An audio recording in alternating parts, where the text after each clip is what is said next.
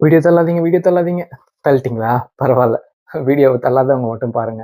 இப்படிதான் என் ஃப்ரெண்ட்ஸ் நெறைய பேர் டிப்ஸ் குடுத்தாங்க. எதுக்கு தெரியுமா? "டேய் நீ யூடியூப் சேனல் வச்சிருக்க, ரீல்ஸ் எல்லாம் போடுற. ஆனா நீ என்ன சொல்ல வர்றியோ மக்கள் அத கவனிக்கவே மாட்டாங்க.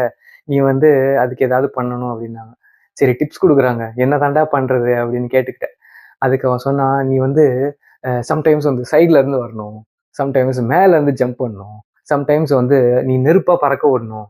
பேக்கிரவுண்ட் மியூசிக் வைக்கணும். நெறையா பொம்மைலாம் வர்ற மாரி அனிமேஷன்லாம் போடணும். அப்படிலாம் போட்டா தான்டா மக்கள் பார்த்துட்டு இருப்பாங்க. இல்லைன்னா ஒரே செகண்ட்ல இப்படி தள்ளிட்டு போய்க்கிட்டே இருப்பாங்கடா." அப்படின்னு சொன்னான். நான் அவன அப்படியே ஒரு செகண்ட் பார்த்துட்டு இருந்துட்டு, "டேய்! என்னடா 1 நிமிஷம் ரீலுக்கே 1000 கோடி பட்ஜெட் சொல்ற? இது என்ன சங்கர் படமா? இல்ல என்னோட யூடியூப் ரீலாடா? என்னோட கன்டென்ட்டே உங்களால முடிஞ்சத பண்ணுங்க. அது போதும். உங்களால இன்னைக்கு கொஞ்சம் தான் நடக்க முடியும்னா கொஞ்சம் நடங்க.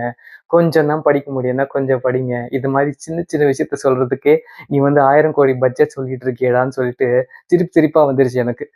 இப்போ நான் உங்ககிட்ட அதே தான் சொல்றேன். அடுத்தவங்க உங்ககிட்ட நெறைய எதிர்பார்ப்பாங்க. ஆனா நீங்க அதெல்லாம் காதுலயே வாங்கிக்காதீங்க. உங்களுக்கு எவ்வளோ முடியுதோ அத மட்டும் பண்ணுங்க. என் பட்ஜெட்டுக்கு இந்த மாதிரி ஒரு பொம்மைய வாங்கி பின்னாடி வைக்க முடியும். அவ்வளோதான்.